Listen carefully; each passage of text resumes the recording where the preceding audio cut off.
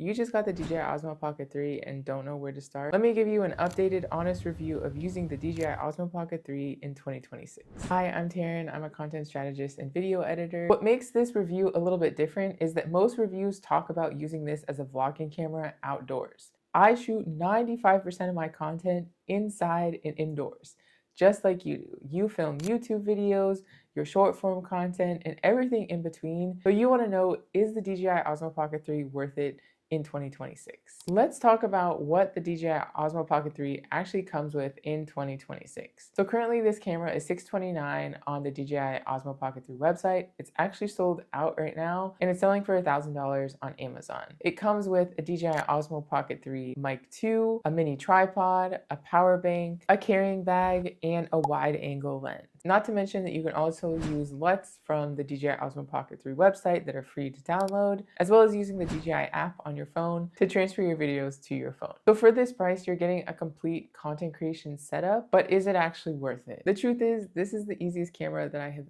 ever used. I'm becoming a camera person, but I was not when I bought the DJI Osmo Pocket 3. And I can say without a doubt that this is the easiest camera that I have used. I really like new tech, but I'm also the type of person that wants to be able to just mount a camera, turn it on, turn some lights on, and get to filming. And this is exactly the type of camera that lets you do that. And before anybody asks, yes, I do use lighting. They're all linked in the description below, but my lighting setup is not complicated, and the DJI knows how to complement that because I typically shoot in auto. Speaking of shooting in auto, let's talk about color grading and getting the right color with this camera. I know that this is the question that everybody has and the complaint that I hear the most about. Here's what I've learned so far as somebody who is not a colorist and started shooting in D-Log but made the transition to auto. The first thing is that you need to know the basic. Taylor Lord has a great camera setting option if you do film in D-Log, but the bare minimum is knowing your ISO, shutter speed, and white balance. And you'll have to adjust them based on your lighting. Again, I typically shoot in auto, and these are the settings that I use. Once you figure out those settings, color correction becomes a lot easier because you're doing very minor adjustments. And then if you want to add a little bit of flavor or spice, you can add a LUT on top of it. And again, I'm not a colorist.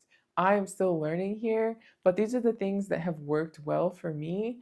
And as I continue to get better, I will keep you all updated. The key things to note is that if you do want to shoot in auto, there is still some color correction that is required. And lastly, the biggest question that I get is how to transfer your footage. And listen, I hate to be the bearer of bad news, which is not really bad, but any camera that you use that's not your iPhone, you're going to have to jump through one hoop to transfer the footage.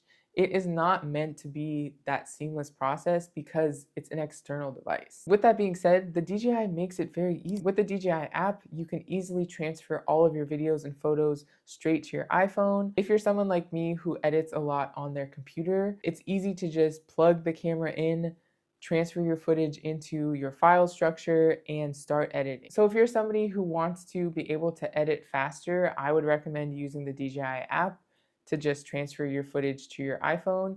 If you're somebody who wants to do a little bit more color grading or just has longer videos like YouTube videos, I would recommend plugging it into your computer and transferring it to your file system because that's just going to make it a lot easier. So my honest recommendation, you should buy this camera if you're a content creator who films regularly, I can never say that word. You want an all-in-one setup. You film mostly indoors and need something that's reliable. You're ready to invest in up-leveling your content quality, and you want to be able to use your camera multifunctionally for short-form content, long-form content, Zoom calls, all of the above. And you shouldn't get this camera if you're still learning the basics of your iPhone, you don't post consistently, and you're not ready to invest that much money in a camera. Start posting with what you have, and once you've been consistent, then you'll know you'll be ready to buy your first camera.